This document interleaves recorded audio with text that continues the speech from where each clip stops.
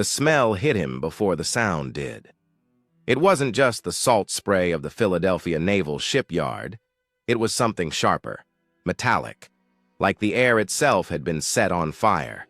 It smelled of ozone and burning meat. Carl Allen stood on the deck of the SS Eldridge, his knuckles white as he pressed his binoculars against his eyes. He wasn't supposed to be watching. No one was. But he couldn't look away from the ship in the next berth. The green fog, that electric radioactive mist that had swallowed the USS Eldridge whole, was finally dissipating. The destroyer escort was materializing back into existence, snapping back into our reality with a sound like a thunderclap underwater. But as the haze cleared, the cheering on the dock died in an instant. Through his lenses, Carl didn't see a triumph of military engineering. He saw an abomination. There were men on the deck. Sailors. Boys, really. Some were screaming, clawing at their own faces in a delirium of absolute terror, but they were the lucky ones. Carl focused his gaze on a sailor near the gun turret. The man was thrashing, screaming for help, pulling at his left arm. But he couldn't move. Carl adjusted the focus, his breath catching in a ragged gasp. The sailor's arm didn't end in a hand. It didn't even end in a stump. The limb went straight down into the solid steel of the deck. There was no seam, no hole. The flesh of the man and the metal of the ship had merged. They occupied the same space at the same time. Further back, near the mast, two other men were fused together, a tangled mass of limbs and uniforms, solidified into a statue of agony. Carl Allen lowered the binoculars, his hands shaking violently. He had just watched the United States Navy break the laws of physics, and in return, physics had exacted a gruesome toll. The man trembling on the deck of the Eldridge was not a scientist. He was not an admiral. He was a merchant marine named Carl Allen, sometimes known as Carlos Allende. And for decades, he would become the ghost at the feast of history, the frantic, obsessive voice whispering that reality is not as solid as we think it is. He is the unreliable narrator of the 20th century's darkest legend, the Philadelphia experiment. History tried to erase Carl Allen. They called him a madman, a drifter, a liar. But years after that day in October 1943, a package arrived at the Office of Naval Research. It contained a paperback book titled The Case for the UFO, but it wasn't just a book anymore. The margins were destroyed, filled with frantic annotations in 3 different colors of ink: blue, violet, and pink. It detailed the physics of invisibility, the nature of gravity, and the horrific fate of the crew of the Eldridge. These scrawlings became known as the Varo Edition, a document so disturbing, so technically precise, that high-ranking military officers didn't burn it. They copied it. They studied it. Because deep down they knew Carl Allen wasn't writing fiction. He was writing an autopsy report for a disaster they tried to bury. We are going to walk you through the story that terrified the Navy. We are going to look at the machinery that bent light and fused bone to steel. But before we descend into the green fog, I have to ask you a question. Do you believe the government possesses technology that is 50 years ahead of what the public knows? Answer yes or no in the comments below. This is the story of the day the Navy achieved invisibility and the crew that came back wrong. Subscribe now to see the invisible. Let's open the file. To understand the nightmare, you have to understand the desperation. 1943. The height of the Second World War. The Atlantic Ocean was a graveyard. German U-boats were wolf packs, hunting in the dark, tearing through Allied merchant convoys with impunity. Steel and flesh were sinking to the bottom of the sea by the ton. The United States Navy didn't just want a weapon. They wanted a miracle. They wanted a way to make their ships vanish, not just from eyesight, but from the electronic eyes of the enemy, from radar, from magnetic mines. They wanted the ultimate phantom fleet. This is where the dirty reality of war met the sterile theoretical mathematics of Albert Einstein. Carl Allen, watching from the rail of the SS Andrew Furuseth, knew nothing of the math. He didn't know about the unified field theory. He didn't know that Einstein was trying to prove that electromagnetism and gravity were just two different expressions of the same fundamental force. To a man like Carl, gravity was just what kept your boots on the deck, and electricity was what sparked in the wires. But on that day in October, in the grime-covered shipyards of Philadelphia, the Navy was about to try and tie those two forces together into a knot. The subject was the USS Eldridge, DE-173, a Cannon-class destroyer escort. She was brand new. She smelled of fresh paint, welding flux, and the nervous sweat of a green crew. She wasn't just a ship. She was a giant floating circuit board. Carl Allen watched as they loaded the equipment. It didn't look like military hardware. It looked like industrial monstrosities. Massive, hulking generators. 4 magnetic coils were mounted on the deck.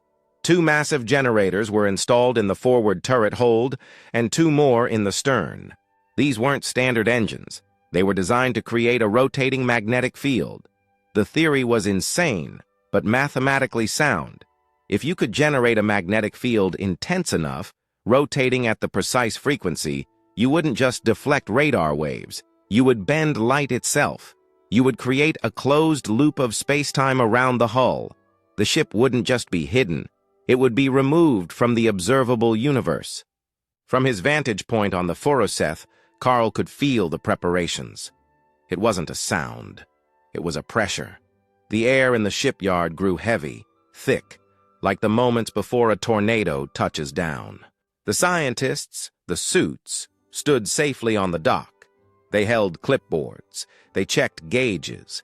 They looked at the Eldridge not as a vessel containing human souls, but as a variable in an equation. The crew on board, however, looked terrified. They were the guinea pigs in a cage of steel, about to be subjected to energies that had never been tested on biological life. Then, the order came. The command to engage the generators. At first, it was a low thrum, a vibration that you felt in your teeth before you heard it with your ears. The water in the basin around the Eldridge began to ripple, not from wind, but from the sheer acoustic force pumping out of the hull. The generators spooled up. The whine increased, climbing the octaves, shifting from a mechanical roar to a piercing electronic shriek that drilled into the skull. Carl Allen gripped the railing of his own ship. The metal was vibrating under his hands. The entire harbor seemed to be resonating with the Eldridge. This was the power of the Rainbow Project. The goal was to create an electromagnetic bottle, but as the power output climbed, the atmosphere began to curdle. It smelled of ozone. Intense, burning ozone. It's the smell of a lightning strike right next to your face. The air around the Eldridge began to shimmer, like heat haze off a desert highway, but it was cold. Carl squinted. The light around the destroyer was bending. It looked like the ship was being viewed through a thick, distorted glass. The straight lines of the mast began to wave. The sharp edges of the gun turrets blurred. And then came the discharge. St. Elmo's fire. Blue and green sparks began to dance along the railing of the Eldridge. It wasn't fire. It was plasma. The air itself was ionizing. The sailors on the deck were swatting at the air, terrified, as arcs of static electricity jumped from their helmets, from their fingertips, from the buttons on their peacoats. Imagine the panic. You are trapped on a steel island. The air is screaming. The metal beneath your feet is humming so hard it makes your vision blur. And suddenly you are covered in cold blue fire that doesn't burn, but prickles your skin like 1,000 needles. The Varo Edition notes, written by Allen years later, described this moment with chilling specificity. He talked about the fields. He talked about the frequency of the magnetic pulse matching the resonance of the human body. He wrote that the sailors weren't just surrounded by the field, they were being permeated by it. The field wasn't just going around the ship, it was going through the ship. It was going through the men. The scientists on the dock didn't stop. They pushed the generators harder. They wanted full invisibility. They wanted the 0 point. The hum became a deafening silence, a frequency so high the human ear could no longer register it, but the brain could still feel it. A sensation of nausea washed over everyone in the yard, a primal, lizard brain warning that something was fundamentally wrong. Carl Allen watched, paralyzed, as the space around the Eldridge began to darken. It wasn't the sun going down. It was the light failing to penetrate the bubble. A darkness, green and swirling, began to bleed out of the air itself. This wasn't weather. This was a tear. The generators were now running at maximum capacity. The magnetic field was rotating billions of times per second.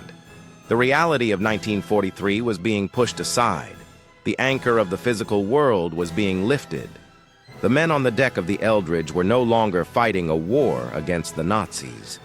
They were fighting a war against the fabric of existence, and they were losing. The green mist began to thicken, rising from the water, falling from the sky, curling around the superstructure like a living thing. The ship was still there, but it was becoming less solid.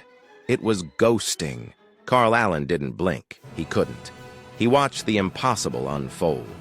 The boundary between the ship and the air was dissolving. The industrial beast was preparing to leave this world. The experiment had succeeded. The generators had done their job. But nobody had stopped to ask what would happen to the men inside the machine when the machine decided to leave reality behind. The switch was fully thrown. The hum stopped. The world held its breath, and the green fog swallowed them whole. The disappearance of the USS Eldridge did not look like a magic trick. It did not look like cinema. It looked like a violation. From the deck of the Andrew Furuseth, Carl Allen watched the final stage of the impossible. The green fog, that radioactive churning soup of ionized air, had completely enveloped the destroyer. For a moment, the shape of the ship was visible as a silhouette, a dark bruise inside the neon mist. And then, the silhouette collapsed. It wasn't a fade. It wasn't a gradual transparency. It was an erasure. 1 second, thousands of tons of displacement steel were sitting in the water. The next second, there was a vacuum. The ocean didn't know how to react. For a split second, a hole existed in the surface of the Delaware River, a dry scar in the water where the hull had been.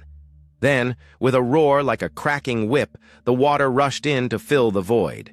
The sound was deafening, a massive hydraulic clap that sent a spray of dirty harbor water shooting hundreds of feet into the air. The Eldridge was gone.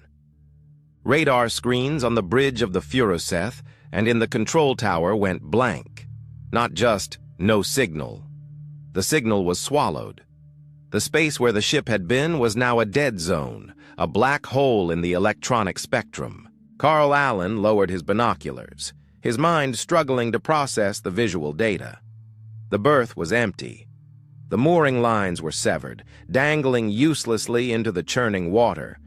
The massive power cables that had been feeding the generators were sheared off, spitting sparks into the empty air like severed arteries.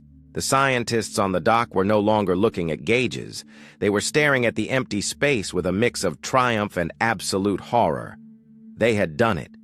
They had achieved perfect invisibility. But they had done too much. The ship hadn't just become invisible to radar. It hadn't just become invisible to the eye. It had been physically removed from the timeline. This is where the story shifts from a naval experiment to a quantum nightmare. Because the Eldridge didn't just vanish into a pocket dimension, it went somewhere else. Hundreds of miles away in Norfolk, Virginia, the impossible happened in reverse. Witnesses at the Norfolk Naval Base reported seeing something rising out of the water. It wasn't a submarine surfacing. It was a phantom. For several minutes, the distinct outline of the USS Eldridge appeared in the harbor waters of Virginia. It wasn't solid. It was described as a shimmer, a projection, a ghost ship hanging in the air, translucent and flickering. It was there, and yet it wasn't. The crew of a nearby merchant ship in Norfolk stared in confusion. They could see the hull number, DE-173. They could see the frantic movement of shadows on the deck. And then, just as quickly as it had appeared, the Phantom in Norfolk vanished. Back in Philadelphia, the void in the harbor exploded. This is the part that Carl Allen would obsess over in his letters for the rest of his life. The return, the rematerialization. If the disappearance was a vacuum, the return was a bomb. The air pressure in the shipyard spiked instantly. The green fog returned, not slowly, but with the violence of a gunshot. It exploded outward from a single point of infinite density, expanding in a millisecond to the size of a destroyer. The sound was indescribable. It was the sound of the universe snapping back into place. A sonic boom that didn't come from the sky, but from the water level. The Eldridge slammed back into existence. It didn't float gently back into the water. It crashed into the space it had previously occupied. The displacement wave nearly capsized the smaller tugs nearby. The ship listed heavily to port, the metal groaning, screaming under the sudden reintroduction of gravity and mass. The green mist clung to the hull, unwilling to let go, swirling like oil on water. But as the fog began to drift away, the silence that followed was heavier than the roar. Carl Allen watched through the haze. He was waiting for movement.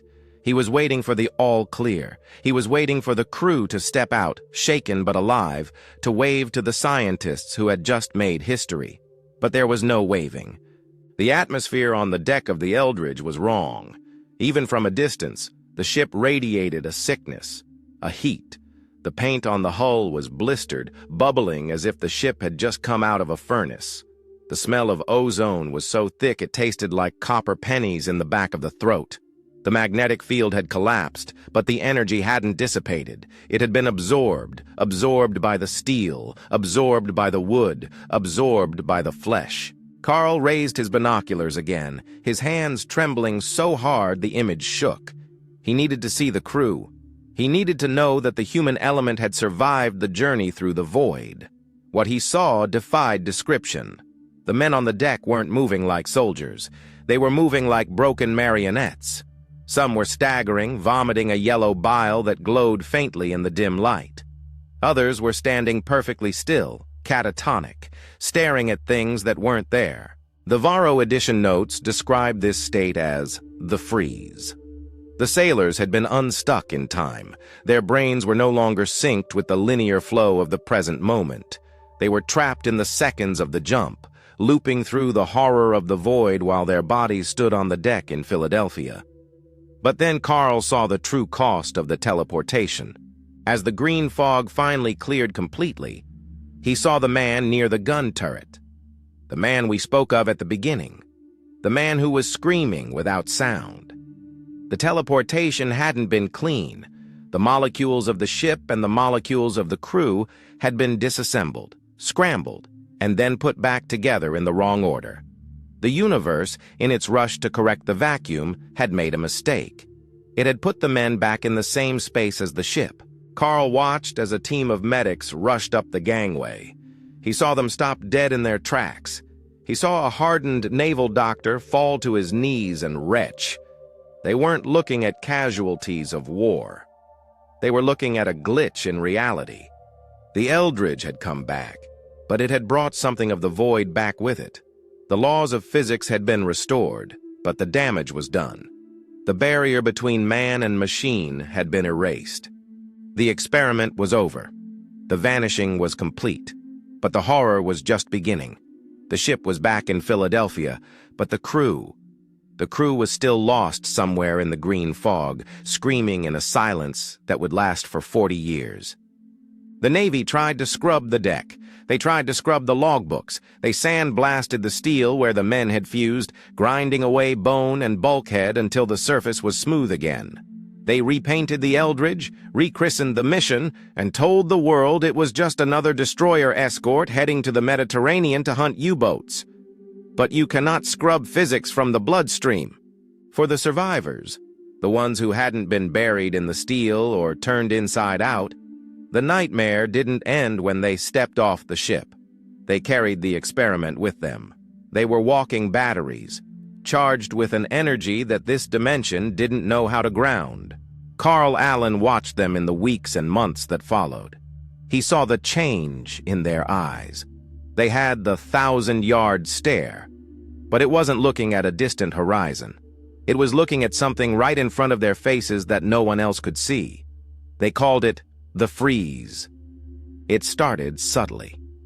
A sailor would be eating in the mess hall, lifting a spoon to his mouth, and then he would stop. Not pause.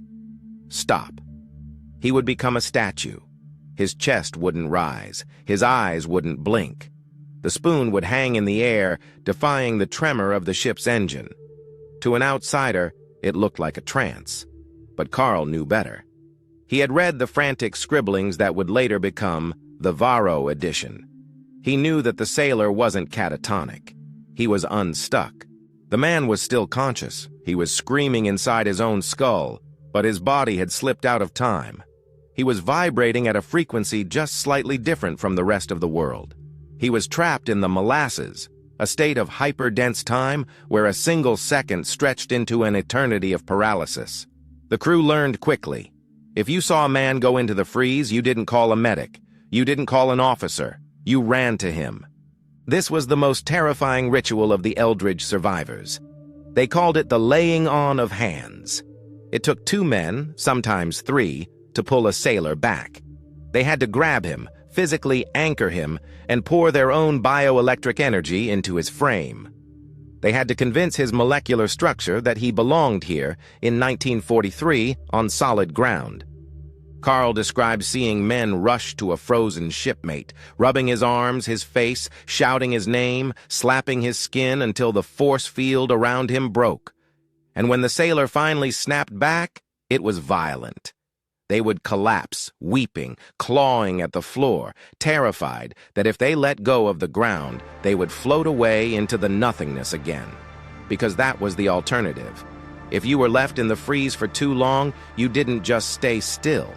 You faded. There were whispers in the port taverns.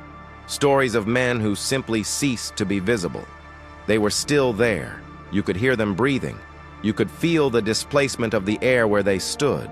But light passed right through them. They were ghosts made of flesh, doomed to walk the earth unseen, unheard, slowly starving to death because they couldn't even interact with a fork or a piece of bread. But fading wasn't the worst fate. The worst fate was the flaming.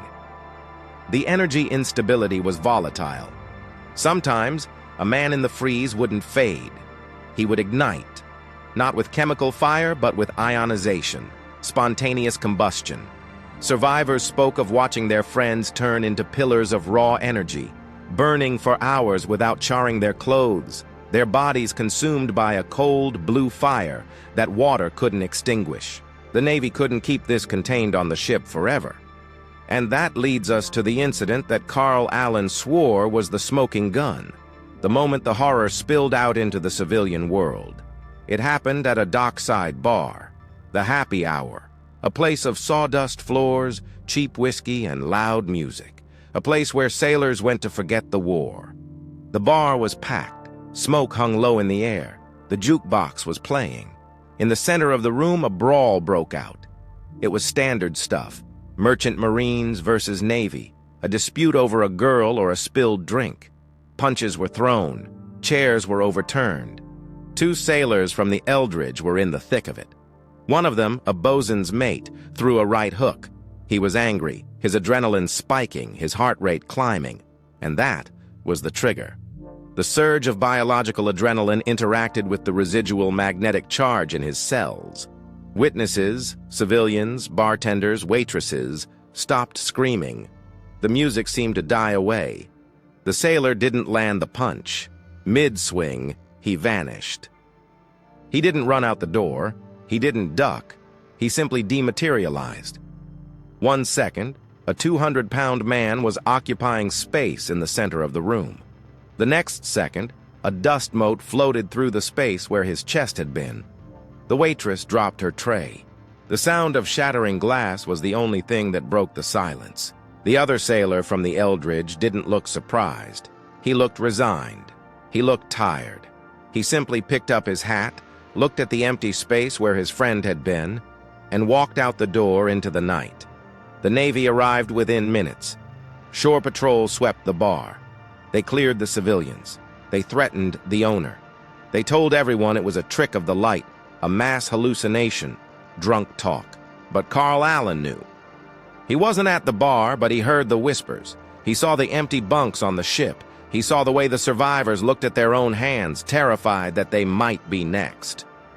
The government had a solution for the survivors, of course. They didn't give them medals. They didn't give them a pension. They gave them a diagnosis: insanity. It was the perfect cover. If a man claims he can walk through walls or that his friend turned invisible, you lock him up. You put him in Bethesda Naval Hospital. You sedate him. You discredit him. The crew of the Eldridge didn't come back heroes. They came back as loose ends. They were discharged as mentally unfit. They were scattered across the country, carrying the secret in their broken minds. Some committed suicide, unable to handle the fear of the freeze. Others drifted into obscurity, living in the woods, far away from power lines and magnets, terrified that a simple thunderstorm might send them back to the green fog. Carl Allen wrote it all down. He sent the package to the Navy because he knew they were waiting for the men to die off. He wanted to make sure that even if the men vanished, the truth wouldn't. The experiment was a success. They created invisibility, but the price was the erasure of the human soul. They broke the seal on reality, and the men of the Eldridge fell through the cracks. So we are left with the question that has haunted the margins of history for 80 years. Was Carl Allen a liar? Was he just a drifter? A man with a frantic mind and too much time, who looked at a ship degaussing procedure and hallucinated a nightmare? The Navy says yes. They have issued denial after denial. They have released logs showing the USS Eldridge was on a shakedown cruise in the Bahamas on the date in question. They have produced impeccable paperwork proving that the ship never vanished, that the men never fused, and that the green fog was nothing more than a trick of the weather. On paper, the Philadelphia experiment never happened. On paper, reality is safe, but history is not written on paper. It is written in the scars of the people who lived it, and there are cracks in the official story that no amount of ink can fill. If Carl Allen was a madman, why did the Office of Naval Research take him so seriously? When the package containing the annotated case for the UFO arrived at the Pentagon, it wasn't thrown in the trash. It was flagged. It was escalated. The Navy didn't just read the ravings of a madman. They funded a special project to reproduce them. The Varo Manufacturing Corporation was contracted to reprint the book, complete with Allen's 3-colored annotations, in a limited run of 127 copies. These weren't souvenirs. They were study guides. Why would the most powerful military on Earth spend time and resources analyzing the scribbles of a merchant marine unless those scribbles contained a truth they were terrified of losing? And then there is the ship itself. The USS Eldridge survived the war. It was eventually sold to the Greek Navy and renamed the HS Leon. But the sailors who served on her in the decades that followed whispered the same stories. They spoke of a ship that felt wrong. They reported cold spots in the hull where no draft could reach. They spoke of electrical systems that would haywire without cause. They claimed that deep in the bowels of the ship, in the sealed compartments where the generators once stood, you could still hear a low, rhythmic thrumming, a vibration that didn't come from the engine, but from the steel itself, as if the metal remembered the frequency that had once torn it apart. The Leon was eventually scrapped in the 1990s, cut apart, melted down. The physical evidence was destroyed. But what of the men? This is the true horror of the Philadelphia experiment. It isn't about the invisibility. It isn't about the teleportation. It is about the silence. The survivors of the Eldridge didn't just die. They were erased. Most of them have no graves. They have no obituaries. They simply stopped being. They slipped into the cracks of a society that didn't want to look at them. Some died in asylums, screaming about the green fog. Some walked out of their front doors and never came back, perhaps finding that final permanent fade into the nothingness. Carl Allen died in a hospital in Colorado in 1994. He was old, alone, and still insisting that he had seen the impossible. Until his final breath, he maintained that the universe is not a solid wall, but a curtain. And that in 1943, we pulled it back. We peered into the void, and the void reached out and took a handful of us. The Philadelphia experiment serves as a warning. It is a testament to the hubris of man. We split the atom, and we created a bomb. We bent the light, and we created a hell. There are forces in this universe that are not meant to be harnessed. There are doors that are not meant to be opened, because once you open them, you can never fully close them again. The green fog is still out there, drifting in the spaces between seconds, waiting for the next time we decide to play God with the breaker switch. Look at your hand. Look at the solid world around you. It feels real. It feels permanent. But remember the sailors of the Eldridge. Remember the men who froze in time. Remember the man fused to the bulkhead. They thought their world was solid, too. Right up until the moment the switch was thrown. The Navy denies it. The textbooks ignore it. But the legend remains. We watch the horizon. We wait for the shimmer. We wait for the return. If you enjoyed this descent into the classified and the unknown, make sure you are subscribed. We have files that the government thought were burned. We have stories that the survivors were too afraid to tell. Next week, we are going to look at what happened after Philadelphia. We are going to Long Island. We are going to Montauk. Do you believe? Or are you just lucky enough to be solid? I'll see you in the next one. Don't fade away.